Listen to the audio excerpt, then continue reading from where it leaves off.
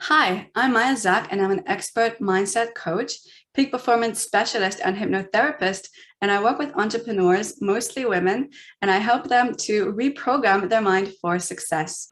I help them reset limiting beliefs, whether around themselves or around money, let go of any past stories they've been holding on to that have been holding them back, drop fear, overwhelm, self-doubt, negative self-talk, and instead create a mindset of confidence, clarity, and focus. And we do this using tools that create change on the deepest subconscious level, so that new ways of thinking and feeling become automatic behavior. Making it automatic is the one thing that allows you to take consistent action with the least resistance and effort, and as a result, achieve your business goals in the easiest way. I do this because I want to help create a future world where people, and women in particular, are more free, personally, professionally, and financially. I was also always fascinated by how the mind works and how we can get it to work with and for us so that we can use it as the tool that it really is in order to achieve any goals or dreams we have. Your mind truly is an incredible machine, and I love sharing and educating people about it.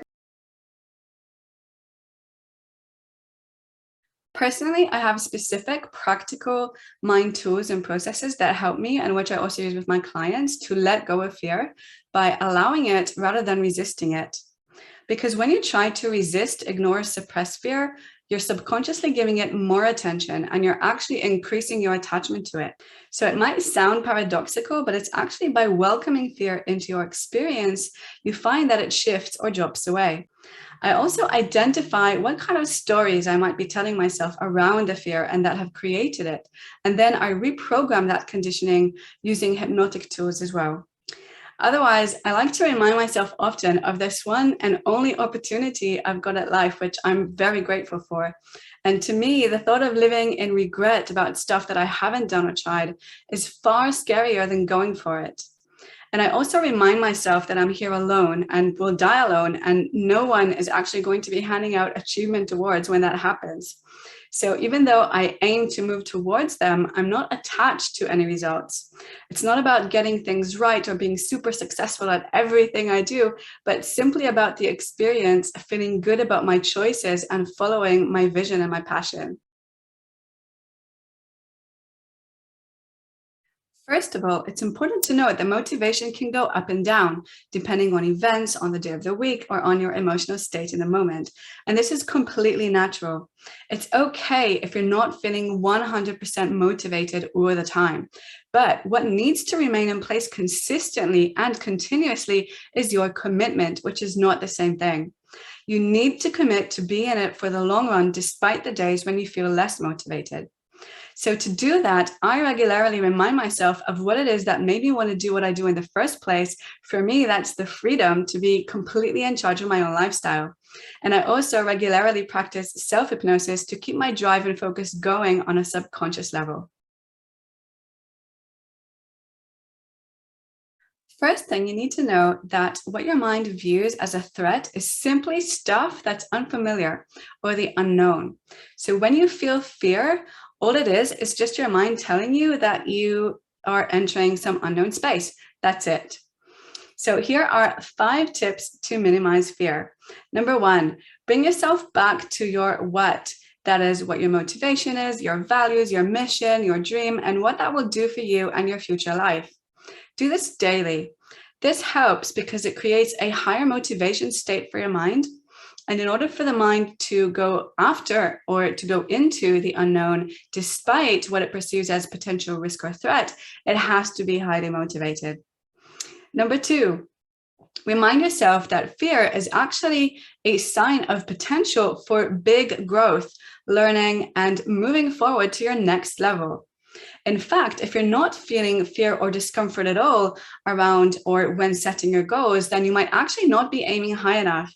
So begin seeing fear as a positive, because it means that you'd be stretching and moving beyond where you are now and what you're familiar with. Number 3, use affirmations and visualizations regularly. Almost all high achievers do this and learn to do this properly. There are many other advantages to doing this on a regular basis too, but in regards to fear, what it does is it makes your goals or vision more familiar or less unknown to your mind, so it no longer perceives them as a threat, and it's able to accept them more easily as true and will allow you to access more positive resources and feelings around it. Number 4, the language you use literally programs your mind. So use language to empower you. So a couple of adjustments that really make a huge difference on a subconscious level are, firstly, instead of telling yourself, I am afraid, which creates attachment to the fear and feeling like it's a part of you, and therefore that it would be difficult, if at all possible, to let go of, tell yourself that you feel fear. Now, this might sound insignificant, but it makes a huge difference.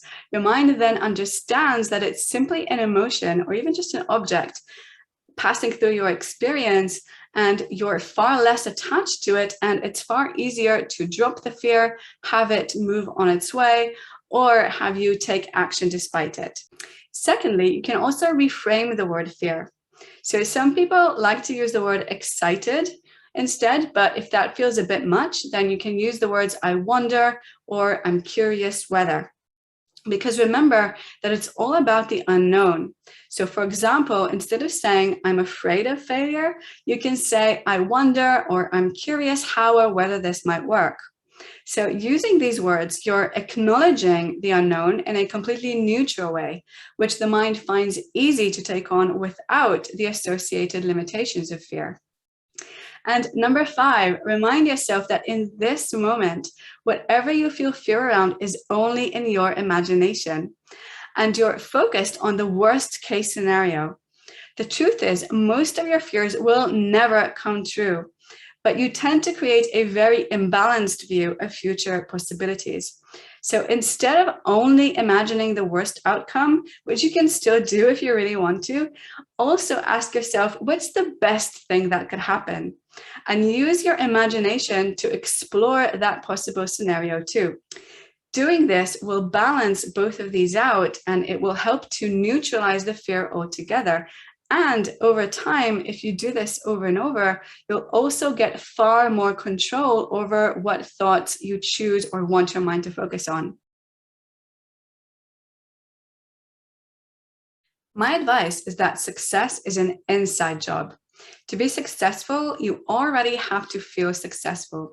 You already have to embody right now that future successful self that you want to become. Reality then responds to your actions coming out of that place, and that's how you create success externally.